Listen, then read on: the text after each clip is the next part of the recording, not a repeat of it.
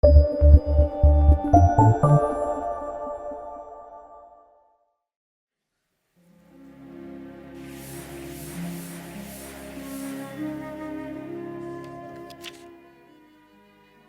말씀은 창세기 9장 14절에서 15절 말씀입니다. 내가 구름으로 땅을 덮을 때에 무지개가 구름 속에 나타나면 내가 나와 너희와 및 육체를 가진 모든 생물 사이에 내 언약을 기억하리니 다시는 물이 모든 육체를 멸하는 홍수가 되지 아니할지라. 아멘. 말씀을 나누기 전에 우리 이 시간 참회의 기도 시간 갖겠습니다. 지난 한 주간 우리 연약함과 죄악을 하나님 앞에 고백하는 기도의 시간, 눈을 감으시고 하나님과 나만이 아는 비밀의 죄를 진심으로 회개하고 용서를 구하는 기도를 드리십시다. 하나님께서는 회개하는 우리를 기억하시고 용서하시겠다고 하셨습니다. 진심으로 하나님 앞에 우리 삶을 돌아보며 하나님, 내가 죄인입니다 라고 참회의 기도를 드리겠습니다.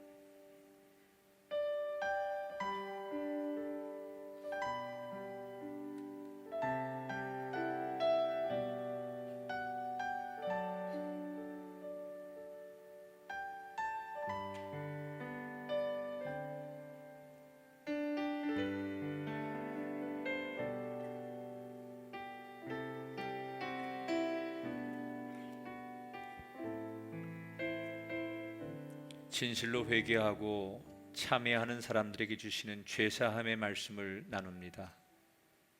내가 그들의 악행을 사하고 다시는 그 죄를 기억하지 아니하리라. 여호와의 말씀이니라. 아멘.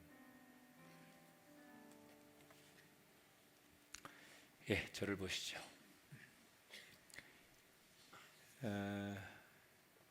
작년에 러시아 월드컵 행사를 치른 후에 이 월드컵을 분석한 논문이 하나 나왔습니다. 근데 흥미로운 것은 언제 골이 제일 많이 터지느냐, 통계를 냈는데 지난 러시아 월드컵에서는 총 121골이 나왔는데 후반전 종료 15분을 남겨놓고 31골, 그러니까 전체 골의 4분의 1에 해당하는 골이 그때 터집니다. 더 흥미로운 것은 그 경기가 종료되면 추가 시간을 줍니다. 우리가 좀 경기가 지연된 거를 보상하기 위해서 그게 불과 몇 분 안 되죠. 그런데 그 추가 시간에 터진 골이 18골이라고 합니다. 왜 이런 결과가 나왔느냐? 이 논문이 분석한 건 이런 겁니다. 첫째는 이게 체력적으로 이제 전반이 지나고 후반 종료 시간이 다가갈수록 체력적으로 지치게 되고, 그러다 보니까 자연스럽게 전술이나 전략이 안 먹히는 거죠. 그 집중력도 떨어지고. 더 중요한 게 있는데 그게 뭐냐? 사람들이 심리적인 안식이라는 거예요. 아, 이제 다 끝났다, 경기가 끝났다, 이대로 마무리되는구나 라고 생각하는 그때 골이 의외로 많이 터진다는 거예요.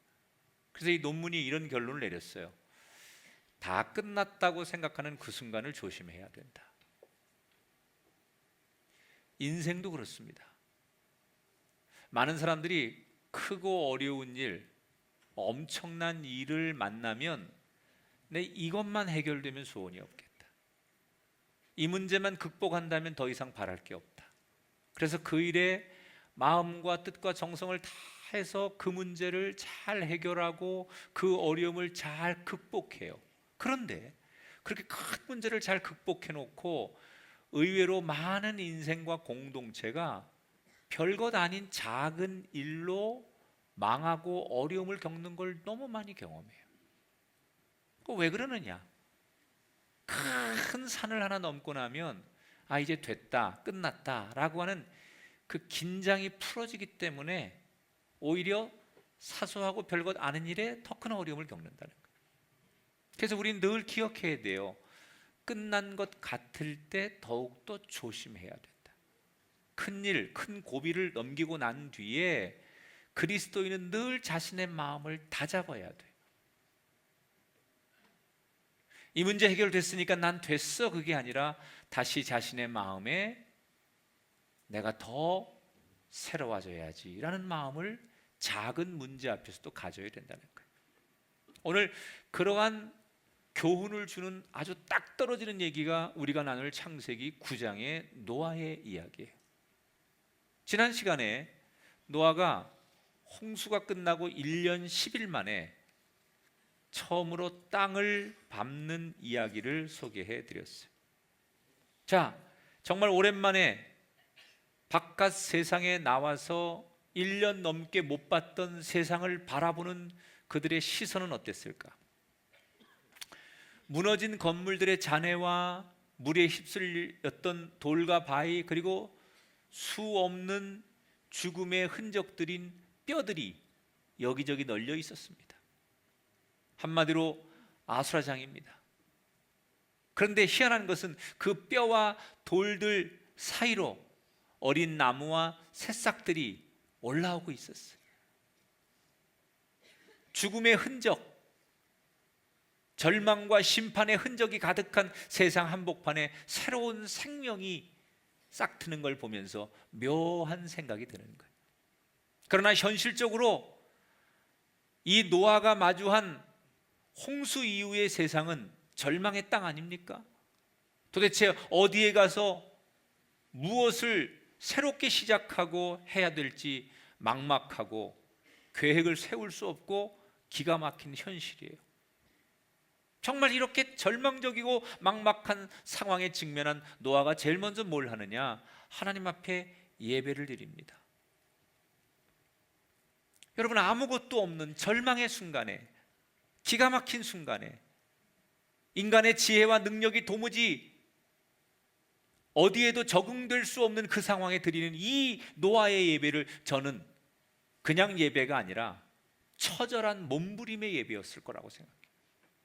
어떻게 예배를 그냥 드렸겠습니까? 정말 하나님 앞에 처절히 몸부림치는 절박한 예배를 드리는 거예요.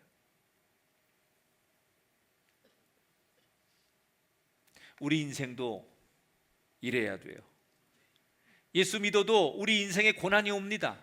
예수 믿었다고 우리가 늘 형통하고 평안한 게 아닙니다. 어느 때는 우리 인생, 내 가정이 아수라장이 되고 고난의 현장이 되고 기가 막히고 막막한 순간을 만날 때가 있습니다. 그때 우리는 뭘 해야 되느냐, 내가 왜 이래야 되느냐라고 원망하고 한탄하는 게 아니라 오늘 우리는 노아처럼 그 절망의 순간에 하나님을 부르짖는 절실한 예배가 필요하다는 거예요.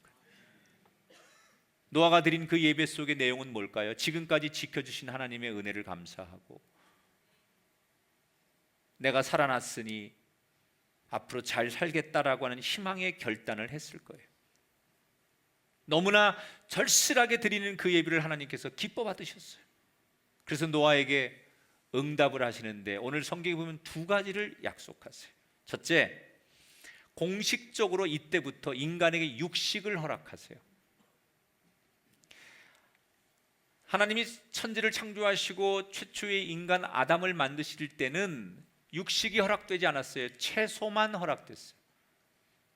그때는 여러분 육식이 필요 없죠. 에덴 동산은 죽음도 없는 곳이고 모든 식물과 나무의 열매들이 단백질을 비롯한 모든 인간이 수용하기에 완벽한 그런 조건을 갖춘 곳이 동산이에요. 그래서 굳이 고기를 먹어야 한다거나 먹을 것이 없어서 동물을 잡아야 된다는 게 없어요. 그곳에는 죽음이라는 게 없죠.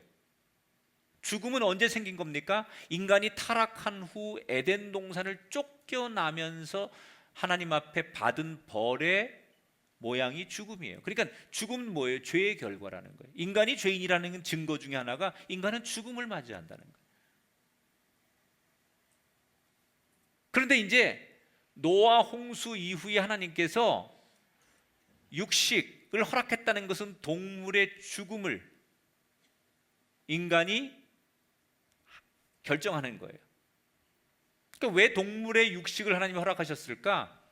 이건 은혜를 베푼 거예요. 황폐해져 있는 그 땅에, 홍수에 의해서 완전히 먹을 것과 농사를 지을 수 없는 그 땅에 식량 부족으로 당장 살아야 하는 노아의 가족들에게 식량을 공급하기 위한 하나님의 배려. 그래서 이때부터 인간이 육식을 하게 되는 거예요. 그런데 조건이 하나 있었어요. 피가 있는 채로 먹지 말라는 거예요.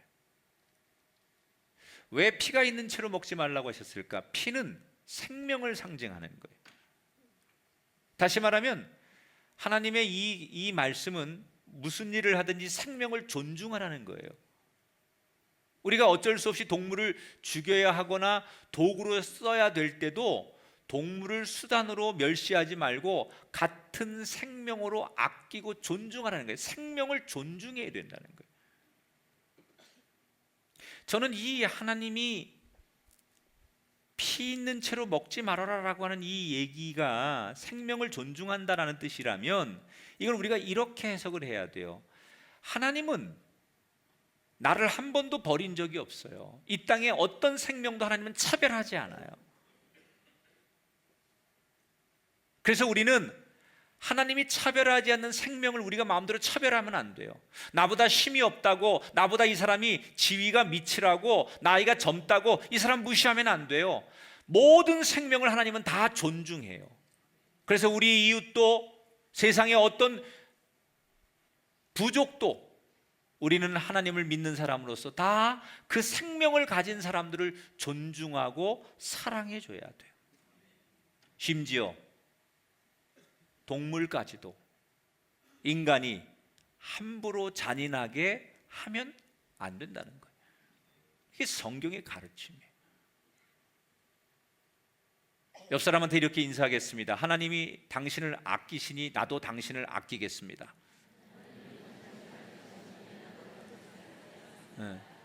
그런데 재밌는 것은 노아에게는 피 있는 거를 피 있는 채로 먹지 말아라라고 말씀하셨잖아요. 근데 아담에게는 에덴 동산에 뭘 먹지 말라고 그랬어요? 요 선악과는 먹지 말아라고 그러셨어요. 그러니까 아담에게 선악과를 먹지 말라고 하셨고 노아에게는 피 있는 채 먹지 말라고 하셨듯이 우리의 인생에도 하나님이 다른 걸 다 주세요. 동산의 모든 건 다 너의 것이다. 이 노아에게도 이 세상 모든 것이 다 너의 것이다. 그러나 먹되 요것만큼은 먹지 말아라라고 한 가지의 주의를 주십니다. 그게 모든 그리스도인에게 있어야 된다는 거예요. 하나님이 우리에게 모든 이 세상의 축복을 주세요. 우리 가정과 삶에. 그때 우리에게 원하시는 한 가지가 있어요. 이것만큼은 하지 말아라라고 우리에게 부탁하는 그 한 가지. 그것을 모두가 하나님의 음성으로 들을 수 있을 때 진짜 에덴의 복과 노아의 복이 이루어지는 거예요. 그 한 가지가 각자 다를 수 있지만 그 한 가지가 무엇이든 간에 이것만큼은 하나님께 내가 지켜야지, 이것만큼은 하나님이 기뻐하지 않는 일이니까 내가 이것을 지켜야지, 자신에게 선악과와 노아에게 피가 있는 채로 먹지 말라고 주신 말씀과 같은 것을 자기가 지킬 수 있어야 된다는 거예요. 두 번째로 하나님이 약속한 게 뭐예요? 9장 11절부터 13절 여러분이 직접 읽어보세요. 시작. 내가 언약을 세우리니 다시는 모든 생물을 홍수로 멸하지 아니할 것이라. 내가 내 무지개를 구름 속에 두었나니 이것이 언약의 증거니라. 다시는 홍수로 심판하지 않겠다고 약속을 하시면서 징표로 주신 무지개예요. 이것을 우리는 무지개 언약 뭐 이렇게 불러요. 근데 하나님께서 왜 이런 언약을 노아에게 주셨을까? 두 가지 이유가 있어요. 하나는 지금 노아는 온 세상이 멸망당하는 걸 지난 1년 동안 다 몸소 경험했어요. 여러분, 큰 사고를 겪고 나면 사람이 후유증이 있는데 그게 뭐냐? 정신적인 충격이에요. 두려움이에요. 그래서 교통사고 한번 크게 난 사람은요 당분간은 운전하기가 겁나고 어렵고 힘듭니다. 어디 가서 한번 크게 떨어져 본 사람은 그 근처 잘 못 갑니다. 그게 사고의 후유증이죠. 엄청난 사고를 경험한 노아에게는 지금 심리적인 트라우마, 두려움이 있는 거예요. 그런 노아에게 새로운 인생을 살게 해야 하는 하나님으로서는 뭐가 필요하느냐? 두려움을 이기는 평안이 필요한 거예요. 그래서 하나님이 의도적으로 그의 두려움 대신 평안을 주기 위해서 무지개를 약속하는 거예요. 무지개는 세상 말로 뭐예요? 애들 말로 겁먹지 말아라, 쫄지 말아라, 그런 얘기예요. 야, 내가 다시는 그렇게 안 할 거야, 겁먹지 마, 두려워하지 마 라고 하나님이 위로하는 사인이 무지개였다는 거예요. 여러분, 오늘 우리들에게 우리의 마음속에 이 무지개가 필요하지 않습니까? 여러분 가정에 무지개가 필요하지 않습니까? 세상 살면서 너무나 많은 두렵고 어렵고 힘든 일을 만나는 우리들에게 순간순간 우리 마음속에 무지개가 있어야 하고, 여러분 가정에 무지개가 있어야 합니다. 하나님께서 그거 보실 때마다, 그거를 들을 때마다 걱정하지 마, 내가 네 편이야, 너 그렇게 만들지 않을 거야, 내가 널 지킬 거야, 너를 절대로 외롭게 안 할 거야, 너를 세상에 버려두지 않을 거야. 이런 무지개가 우리에게 필요하다는 거예요. 그 무지개가 뭘까요? 하나님 말씀이에요. 여러분, 우리에게 주신 이 성경 말씀이 이 시대 하나님 우리를 위로하는 무지개고 말씀이에요. 그래서 우리는 이 말씀을 들어야 돼요. 이 말씀을 소유해야 돼요. 이 말씀을 봐야 돼요. 이 말씀을 읽어야 돼요. 이 말씀과 가까이 지내야 돼요. 왜? 그것이 나의 삶에 용기와 위로를 주는 거니까. 두 번째 무지개 약속을 하신 이유는 8장 21절에 힌트가 나와요. 내가 다시는 사람으로 말미암아 땅을 저주하지 아니하리니 이는 사람의 마음이 계획하는 바가 어려서부터 악함이라. 여러분, 사람은 악하다는 거예요. 하나님 보실 때 아담 안 그런 줄 알고 만들었더니 아담도 결국은 죄에 무너지더라는 거예요. 노아가 당대 의인이었어요. 모든 사람이 다 멸망당해도 노아는 의인이기 때문에 하나님 살려두신 거예요. 그런데 그런 완벽할 것 같았던 의인이었던 노아도 기나긴 시간이 지나다 보니까 방주 안에서 참지 못하고 까마귀도 날려보내고 비둘기도 날려보내면서 자기의 방식대로 하나님의 뜻과 상관없이 세상을 알아보려고 하는 그런 인간의 죄성, 본능, 이런 걸 하나님이 다 지켜보신 거예요. 그러면서 하나님 생각에 죄가 있을 때마다 그 죄를 묻고 죄에 대해서 심판을 하면 이 땅에 어느 누구도 살 수 없다는 걸 하나님이 아신 거예요. 여러분, 만약에 하나님께서 정말 우리를 어떤 죄의 무게에 달아놓고 죄가 없는 의로운 사람만 축복하시고 살려주신다면, 여기 있는 사람 가운데, 이 땅에 사는 존재 가운데 죄 없는 사람이 어디 있어요? 우리 마음으로부터 얼마나 많은 추한 생각과 상상과 마음으로부터 얼마나 많은 그런 범죄를 저지르며 입으로, 눈으로, 귀로 얼마나 많은 죄를 지어요. 이 모든 죄가 의로운 하나님 앞에 용서받을 수 없는 다 죄악들이에요. 그러면 그런 사람들을 하나님이 다 죄값을 물으시면 누가 이 땅에서 멸망받지 않고 살 수 있겠어요? 그래서 하나님이 약속하시는 거예요. 너의 죄가 붉을지라도, 너의 죄가 많을지라도, 네가 연약할지라도 내가 너를 용납하고 너를 이해하겠다. 이건 우리 부모가 돼보면 알아요. 여러분, 자녀들에 대해서 처음에는 말도 하고 충고도 하고 큰 소리도 치고 뭐 그럽니다. 그런데 이 아이들이 사춘기 때 너무 빗나가고요, 막 가자 그러면요, 부모가 어떻게 해요? 기다리는 거예요. 그걸 수용합니다. 처음엔 내 자식이 어떻게 이러지? 내 아이가 어떻게 이러지? 충격을 받습니다. 그런데 그 사춘기 너무 심해가지고 애들이 강대강으로 나가면 부모가 나중에 다 똑같습니다. 그냥 기다립니다. 그걸 받아들입니다. 내가 용납합니다. 그래도 내 자식인데 내가 품어야지요, 내가 섬겨야지요. 그래서 그 자식을 용납하고 기다리는 거예요. 선생님이 제자에게 그런 거고요, 우리 세상에 살면서 직장 상사들이 밑에 직원들한테 하다 안 되면 내가 참자, 내가 기다리자, 내가 품자, 내가 그냥 받아들이자. 그래서 세상은 사라지는 거예요. 하나님께서 이 노아에게 주신 무지개의 언약, 내가 다시는 홍수로 너희를 심판하지 않겠다는 이 언약의 핵심이 뭐냐?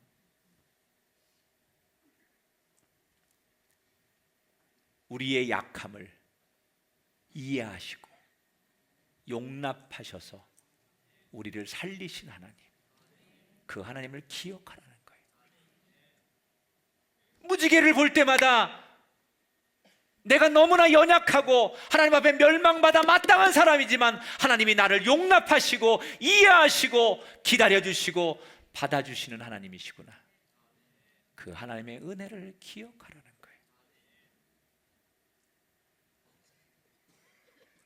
지금 이 자리에 예배하는 가운데 인생의 고비를 만나시고 가정에 많은 환난을 만나신 분이 계세요. 그런 분들에게 제가 이 시간 주의 이름으로 축복합니다. 이 고비가 영원하지 않을 것이고 언젠가 반드시 좋은 날이 올 줄 믿습니다. 그때 고비가 끝나고 문제가 해결되었다 싶을 때 제일 먼저 여러분이 뭘 기억해야 되느냐? 죽어 마땅한 나를, 연약하고 보잘것없는 나를 하나님께서 참으시고 이해하시고 나를 품어주셨구나. 그래서 내가 산 거예요. 그 하나님의 은혜를 기억하라는 거예요.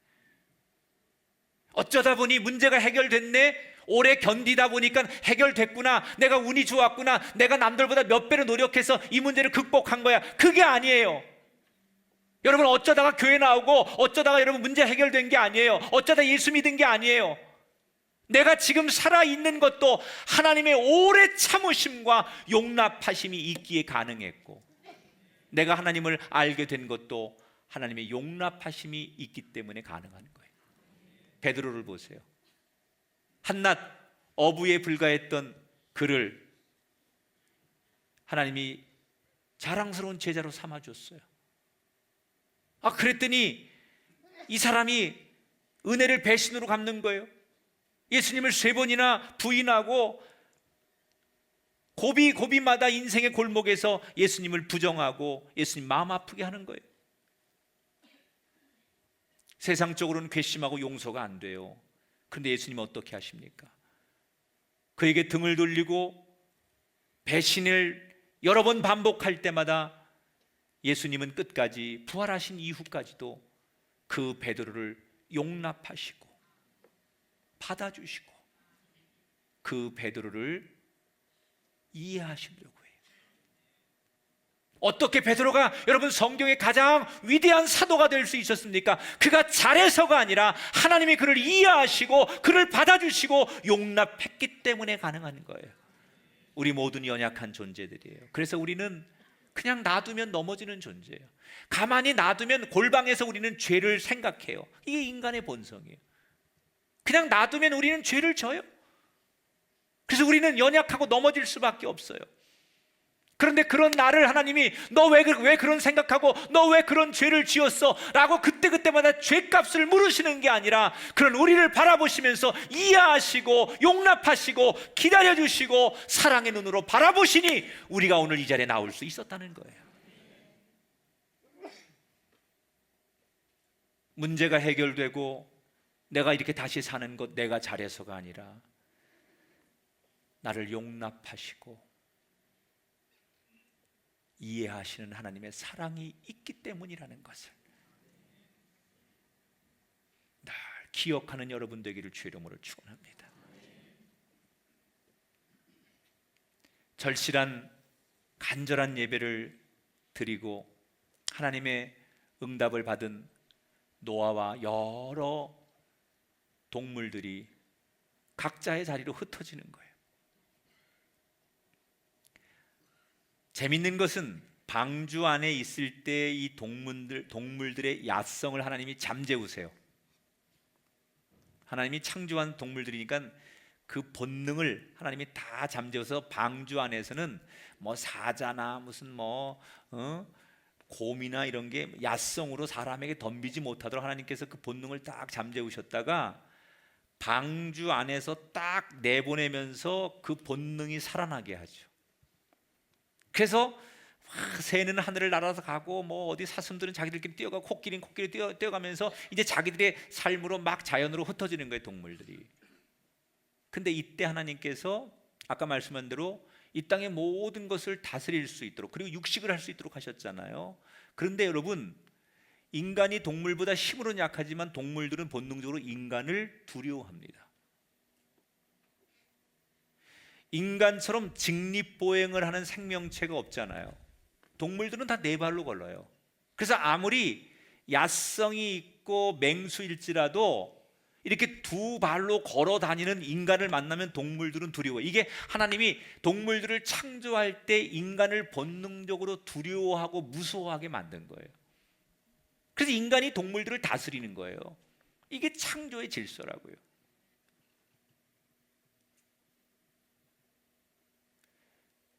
동물들이 흩어지고 직접 내가 키울 수 있는 양이나 염소나 이런 몇 가지 동물들을, 어디 가서 자기들끼리 살 수 없는 동물들을 노아가 맡아서 같이 더불어 그들을 집에서 키우면서 노아도 자식들과 함께 한 곳에 터를 잡고 이제 새로운 삶을 시작합니다. 열심히 농사를 짓습니다. 그 사이 자식들이 또 자식을 낳고 계속 인구가 증가하지요. 그리고 꽤 많은 자식의 자식들이 또 결혼해서 막 급속도로 인구가 늘어나고, 이제 완전히 폐허가 됐던 이 세상은 집들이 생기고 여러 가지 문화와 문명이 만들어집니다.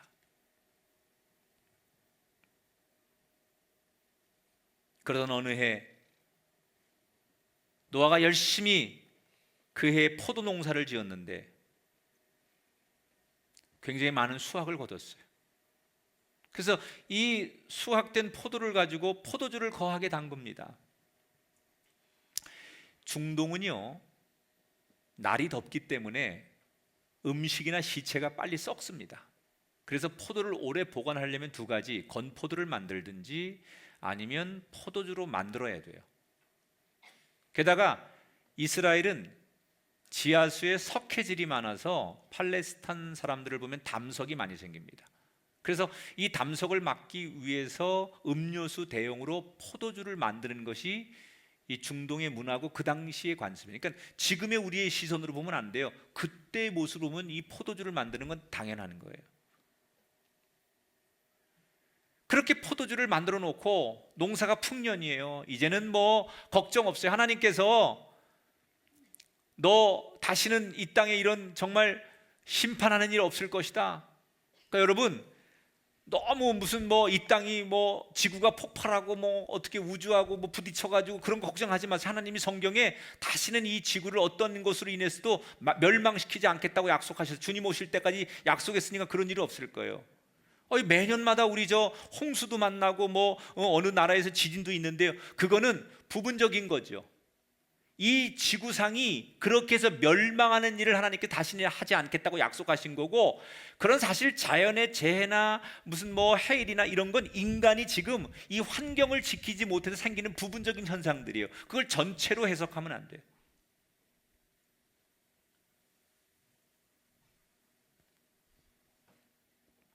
하나님께서 우리를 지켜주시겠다고 약속하시고, 그리고 바깥에는 자손들이 번창하고 뭐 이제 걱정이 없는 거예요. 뭐 먹고 살 만큼 된 거예요. 그래서 어느 날 노아가 포도주를 담궈 놓고 너무 기분이 좋은 거예요. 고생 끝에 낙이 온다고 이제 살만하고 행복할 일만 남은 거예요. 너무 기분이 좋아서 그랬는지 포도주를 손에 들고 한 잔을 딱 마십니다. 기분이 좋은 거예요. 그런데 한 잔이 두 잔이 되고 두 잔이 세 잔이 되고, 그날따라 왜 그렇게 술이 잘 들어가는지, 술술 들어가서 술이에요. 취하려고 먹은 건 아니, 너무 좋아서 계속 술술 마시다 보니 정말 의도치 않게 취했어요. 그리고 세상 말로 필름이 끊겼어요. 그리고 필름이 끊긴 채로 그냥 널브러졌는데 옷을 홀딱 벗은 채로 잠이 들어 버렸습니다. 그런데 노아의 아들 가운데 함이라는 아들이 자기 아들 가난을 드리고 아버지 방에 들어갔다가 아버지가 술에 취해가지고 홀딱 벗고서 잠들어 있는 모습을 본 거예요. 성경은 그냥 그 아버지를 보고 뭐 웃었다 이렇게 소개하지만 히브리 원문에 보면, 원어에 보면 어떤 단어를 쓰냐면 조롱하고 경멸하다. 그러니까 아버지의 허물을 보고 아버지의 수치를 보고 비웃었다, 놀렸다 그런 정도가 아니라 그 함이라는 아들이 가지고 있는 마음 상태가 아버지를 존중하지 않는 거예요. 아버지의 허물을 덮는 건 자식으로서 당연한 거예요. 근데 평상시 마음의 태도가 그 아버지를 존중하지 않아요. 언젠가부터 아버지가 늙고 힘없으니까 아버지 무시하는 거야. 아, 이제 늙은 아버지가 뭘 그런 그 잔소리하고 뭐 이런 아들이 있잖아. 그래서 뭐라고 아버지한테 자기 아들 앞에서 자기 아버지를 흉보느냐? 아이, 우리 아버지 별거 아니네. 맨날 뭐 하나님 의로운 당대의 최고의 의로운 노아라고 그러고 하나님 앞에 경건해야 된다고 그러고 맨날 그러더니 아버지가 술 취해가지고 누워가지고 자고 있는 모습 앞에 아버지도 별거 아니네. 이제 우리 아버지 다 됐네. 야, 니네 할아버지 좀 봐라. 이러면서 평상시에 아버지를 존경하지 않는 그 마음의 생각이 요 장면 속에 다 고스란히 등장하는 거예요. 밖에 나가서 다른 형제들에게 아버지 흉을 봅니다. 그때 다른 아들들이었던 셈과 야벳이 그의 입을 틀어막으며 왜 아버지를 그렇게 욕보이느냐. 그리고는 얼른 어깨에다가 천을 메고 뒷걸음질로 들어가서 아버지의 그 흉한 모습을 볼 수 없다고 뒷걸음질을 해서, 어떤 분은 이 어깨에다가 맨 천이 훗날 예수님의 십자가다 이렇게 해석하는 분도 있는데, 그래서 들어가서 아버지의 흉한 모습 앞에 그 이불을 덮어주고 그리고 조용히 나오는 거예요. 아버지가 깼습니다. 뭐가 덮여 있고 자기 기억이 하나도 없는데 뭔가 무슨 일이 일어났던 거예요. 그래서 자초지종을 다 듣고 내막을 알게 되었습니다. 누가 들어와서 자기를 흉받고 누가 이걸 갖다 덮어놨는지 이 내용을 아버지가 나중에 다 알게 됐어요. 근데 여기서 많은 설교가들이 아버지 노아가 화가 나서 분노해서 함이라는 아들을, 그 아들의 아들 가나안을 저주했다 그러는데, 이건 조금 제가 볼 때는 잘못된 해석이고요. 저주한 게 아니라 예언을 하는 거예요. 예언. 아마 그런 사건이 있은 다음에 아이고 내가 실수했구나라는 것도 자기도 자책했지만 그런 아들들의 모습을 보고 가지고 있다가 어느 날 그 자손들을 모아놓고 이 노아가 예언을 하는 거예요. 예언을. 뭐라고 예언을 하느냐? 함의 아들 가나안을 보면서 너의 족속은, 너의 후손들은 셈의, 야벳의 종이 될 것이다.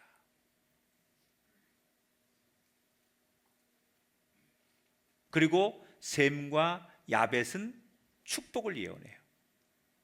자, 여기서 여러분, 하나님의 예언의 목적은 어떤 거냐면, 예언이라는 것은요 그대로 이루어지는 거죠. 하나님의 생각이죠. 근데 그 예언을 우리에게 미리 선지자를 통해서, 말씀을 통해서, 주의 종을 통해서 하시는 이유는 뭐냐면, 예를 들면 함에게 하는 예언처럼 이런 징계와 환란이 있을 것이라고 예언하는 것은 어떤 메시지냐면, 그런 일이 있을 것이니 지금이라도 돌이키라는 거예요. 하나님 앞에 회개하라는 거예요. 그렇게 되지 않도록 너희들이 하나님 앞에 다시 엎드려 참회의 기도를 드리고 하나님 앞에 용서를 받고 새롭게 거듭나라는 그런 하나님의 은총의 기회. 축복의 예언을 하는 건 뭐예요? 내가 너를 그렇게 축복할 테니 그 믿음을 잃지 않고 그 마음을 잃지 않고 그때까지 그 마음으로 승리하고 살아가라라고 하는 하나님의 격려. 그러니까 예언을 한 번 나오면 그대로 된다가 아니라 그 예언이 하나님이 주시는 예언 속에는 그대로 되는 과정 속에 돌이켜야 될 사람, 회개해야 될 사람, 그리고 바꿔야 될 사람에게 기회를 주시는 거예요. 경고하는 거죠. 그런데 그 경고를 무시하고 그냥 살면 그대로 되는 거겠죠.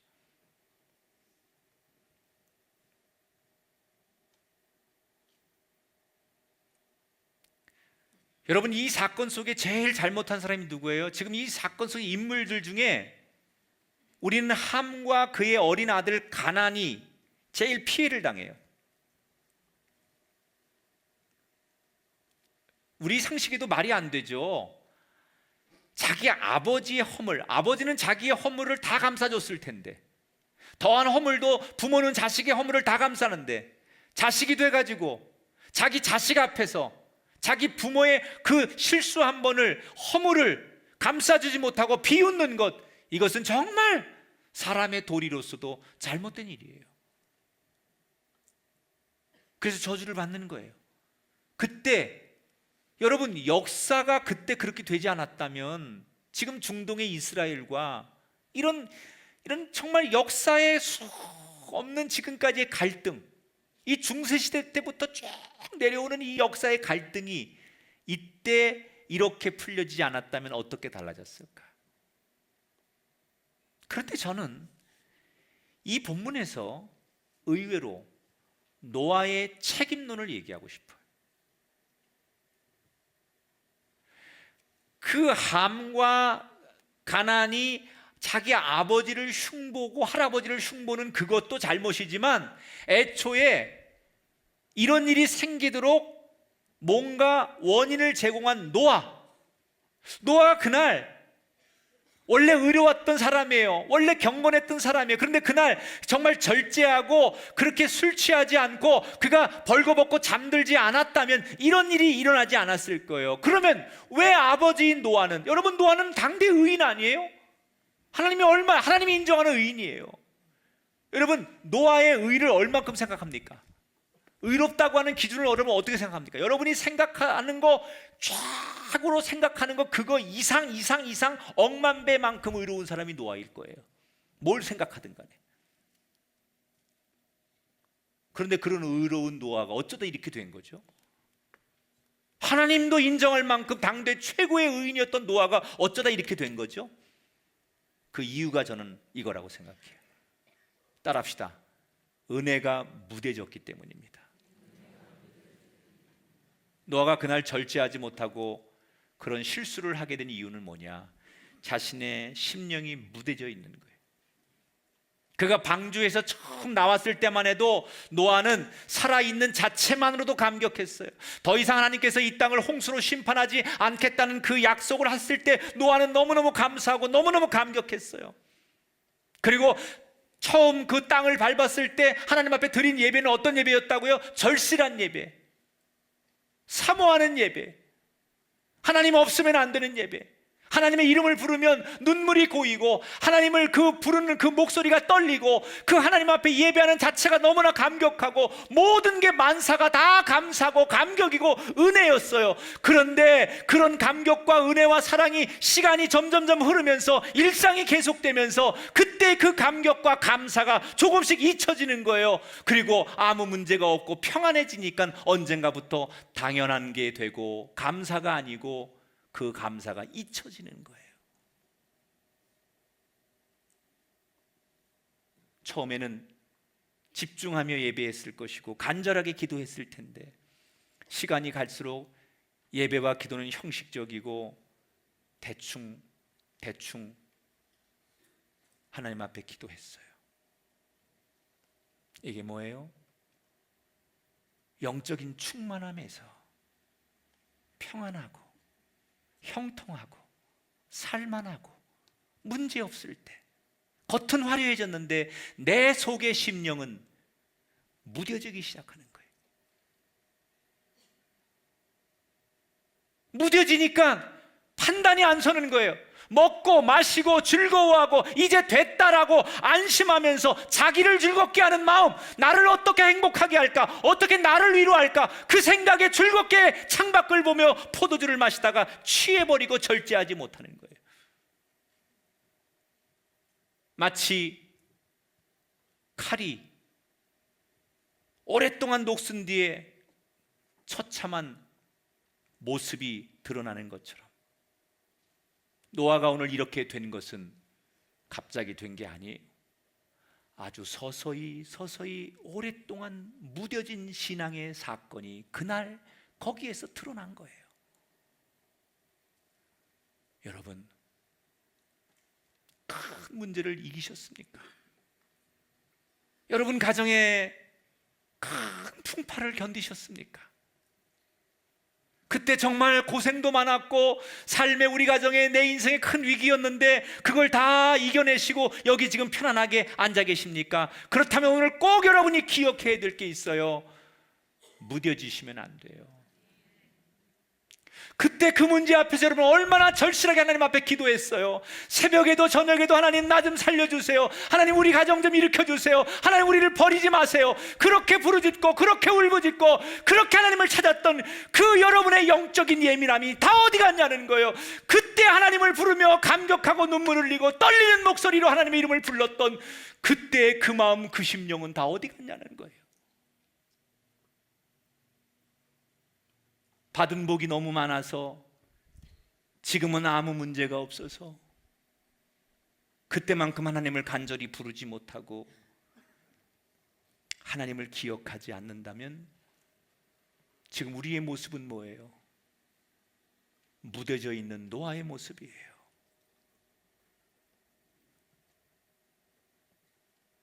예민하셔야 돼요. 영적으로 예민하셔야 돼요.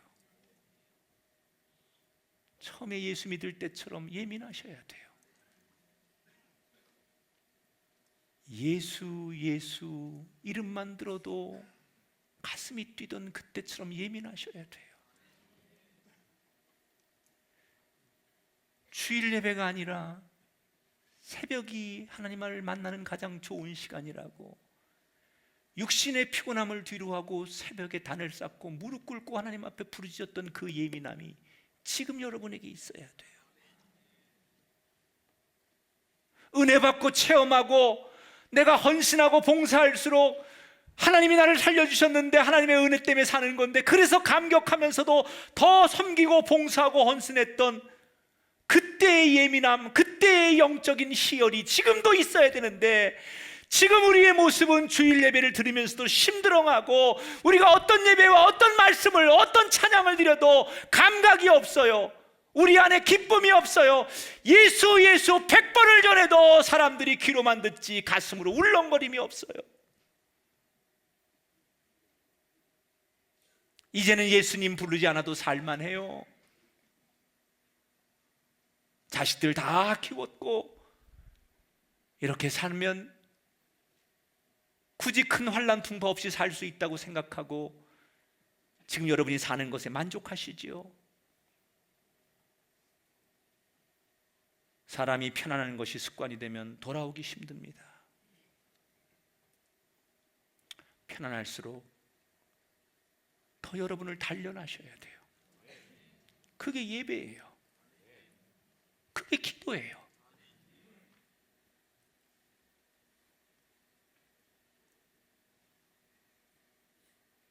난 어느 날 우리 교인들을 보면서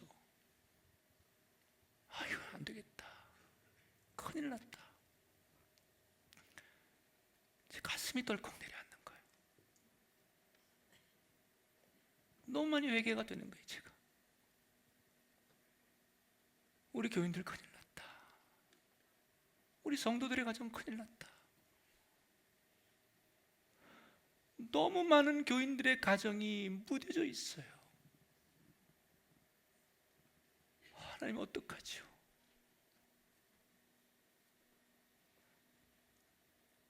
그 하나님 앞에 감격하고 하나님으로 인하여 즐거워하던 저 사람들이 전부 편하고 즐기고 먹고 마시고 나를 위로하는 것으로 무뎌져 있는 저 사람들 보면서 어떡하지 하나님? 내가 이 생각이 오는데 기가 막힌 거예요. 하나님 저한테 이런 깨달음을 주시는데 소름이 돋는 거예요. 여러분 이러시면 안 됩니다. 제발 이루시면 안 됩니다. 하나님 앞에 그때 그 모습으로 예민하십시오. 어떻게 주일에 한 번 드리는 예배로 만족하십니까, 여러분? 어떻게 여러분 주일에 한 번 드리는 것으로 하나님 앞에 내 영적인 예민함과 충만함을 유지할 수 있다고 생각하십니까? 그게 여러분의 모습이고 나의 모습이에요. 영적으로 충만한 사람은 예배가 기쁨이고 하나님을 만남이 행복이고 하나님의 이름으로 섬기고 사랑하고 희생하고 나눔이 기쁨이에요. 그 은혜를 회복하셔야 돼요. 그 무뎌짐이 없을 때 우리는 복의 통로가 되는 거예요. 말씀을 정리합니다. 살다 보면 우리가 고비를 만납니다. 그러나 하나님의 은혜로 반드시 이길 거예요. 그때 뭘 하느냐? 나를 살리시고 나를 용납하신 하나님을 꼭 기억하세요. 내가 잘해서 된 게 아니라 하나님이 나를 용납하셔서 된 거다. 그리고 두 번째는 다 끝났다고 생각할 때 한 가지를 붙들어야 돼. 무뎌지지 말자. 깨어나자. 지금 마음 잊지 말자. 내일도 오늘 같을 것이고 내년도 오늘 같을 것이고 하나님 없인 못 살아요 라고 말했던 그때처럼 그렇게 살리라. 그래서 노아보다 이 시대 더 멋진 삶이 우리 교우들에게, 여러분 가정 속에 펼쳐지시는 삶의 여정이 되시기를 주의 이름으로 축원합니다. 옆 사람한테 인사하십시다. 다 끝났을 때를 조심해야 합니다.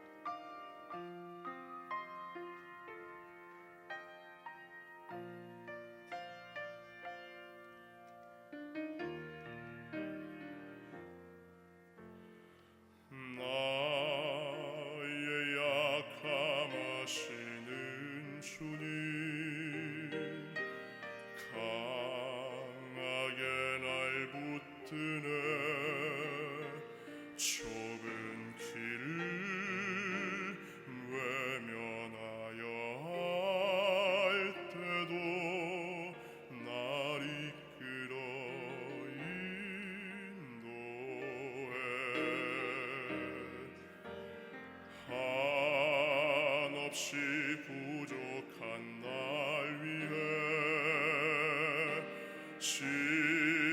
십자가를 지시고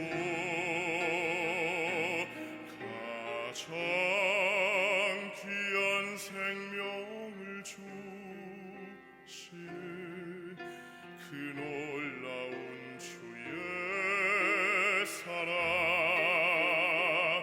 이런 나를 어찌 사랑하셔서 회복시키고 다시 순종하게 하실까. 그 은혜로 새로운 삶을 살게 하니 그분께 다시 고백하겠네. 나의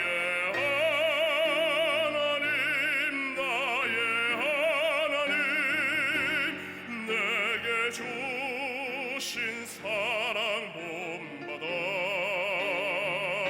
나로 인해 저 사망의 길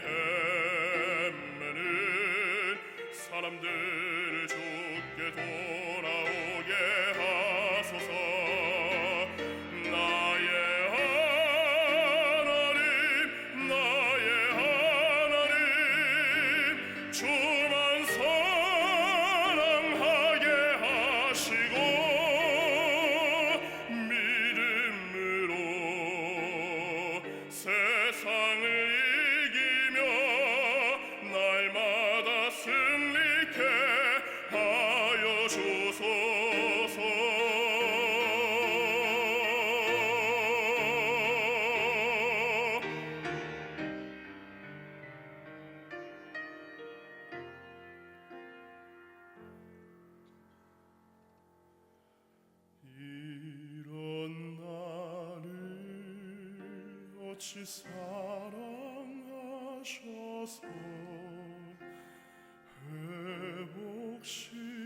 회복시키고 다시 순종하게 하실까.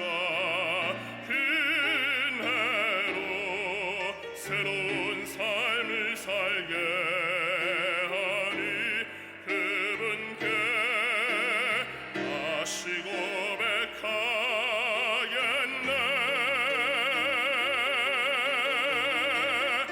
나의 하나님 내게 주신 사랑 본받아. 나로 인해 저 사망의 길 헤매는 사람들을 주께 돌아오게 하소서. 나의 하나님 주만 사랑하게 하시고 믿음으로 세상을 이기며 날마다 승리케 하여 주소서.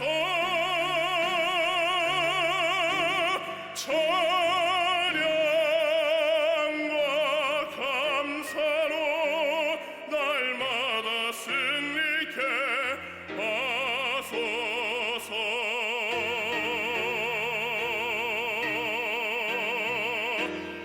아멘.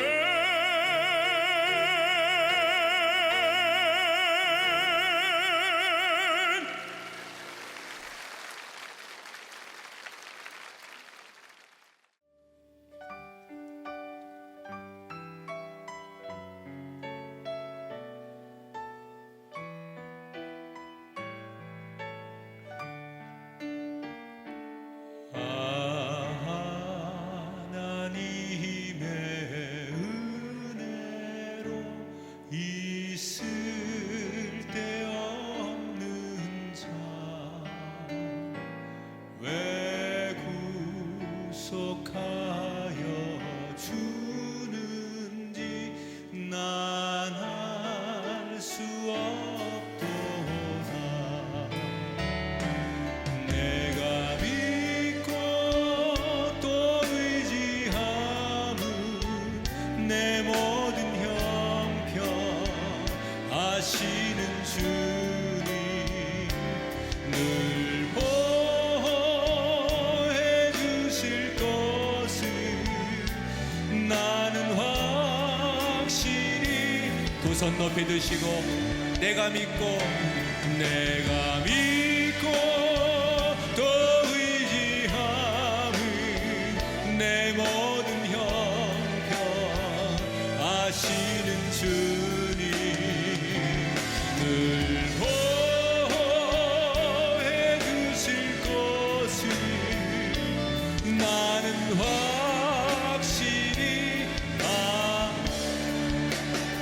두 손 높이 든 채로 통성으로 1분 기도할 때 하나님 내 삶의 노아처럼 무뎌지지 않게 하시고 하나님의 은혜 없이 살 수 없는 삶인 것을 기억하게 하옵소서. 지금 이 고비를 넘기는 것이 문제가 아니라 하나님의 은혜를 기억하는 것이 문제입니다. 주여 형통한 내 가정 내 인생 되게 하옵소서. 주여 한번 부르고 큰 목소리로 하나님 앞에 결단의 기도드립니다. 주여 전능하신 하나님 감사합니다. 우리에게 하나님의 은혜 가운데 이 시간 말씀 듣게 하시고 하나님의 손에 서게 하시니 감사합니다. 주여 우리 가운데 말씀에 세워지게 하시옵소서. 살다 보면 고비를 만나지만 그러나 하나님의 은혜로 반드시 이길 것을 믿습니다. 나를 살리시고 용납하신 하나님을 기억하게 하시며 은혜에 무뎌지지 않게 하시고 예민하여 늘 항상 단련하는 심령이 되게 하여 주시옵소서. 주여 내 삶이 노아보다 더 멋진 삶 되기를 기도합니다. 주여 내 삶에 은혜가 있기를 원합니다. 형통함의 복이 있기를 원합니다. 나를 살리고 인도하신 하나님의 은혜 가운데 거하는 심령 되길 원합니다. 우리 귀한 성도들의 삶에 주여 무너지지 않게 하시옵소서. 저들에게 또 한 번의 기회가 임하게 하여 주시옵소서. 하나님 형통하도록 은혜를 더하시옵소서. 하시고 말씀의 능력을 부어 주시옵소서. 두 손 가슴에 모으겠습니다. 내가 잘해서 된 줄 알았지만 알고 보니 하나님의 도우심이었습니다. 어쩌다가 우연히 된 줄 알았는데 알고 보니 하나님의 은혜였습니다. 보잘것없는 이 죄인 하나님의 은혜로 지금까지 살아왔습니다. 비록 내 앞에 여전히 문제가 있고 고비가 있지만 하나님이 인도하셔서 결국 이기게 하실 줄 믿습니다. 이제 다시 주님 앞에 돌아오기를 원합니다. 교만하고 나 같은 사람이 이해하고 용납하신 하나님을 기억하게 하시고 그 처음의 감격을 뺏기지 않게 하시고 여전히 계속해서 하나님의 음성에 믿음과 소망과 사랑에 예민한 우리들 되게 하여 주옵소서. 그동안 문제가 해결됐을 때 한 번에 주님 이름 외치고는 이렇게 저렇게 잘 살아보겠다는 헛된 꿈을 꿀 때가 얼마나 많았는지요. 믿고 그때를 소망하며 더 멋진 미래를 위해 기도하오니 주신 말씀 기억하며 주와 동행하게 하옵소서. 믿음과 소망과 사랑으로 하나님께 예물 드립니다. 주일 예물, 11조 예물, 감사 예물, 마음의 예물 그 향기 받아주시고 더 많은 것 드리도록 한 주도 평안하게 하시고 교회가 평안하게 하시고 우리가 짓는 드림 키즈 빌리지 가운데 함께 하셔서 주님 기뻐하시는 집이 되게 하옵소서. 저녁 성회 가운데 함께 하셔서 기쁘게 예배하는 집이 되게 하시고 하나님 앞에 더 자신을 단련하는 자리가 될 수 있도록 역사하여 주시옵소서. 이제는 우리 주 예수 그리스도의 은혜와 하나님 아버지의 극진하신 사랑하심과 성령님의 감화 감동 역사하심이 우리들 가운데 영원토록 함께하기를 축원하옵나이다.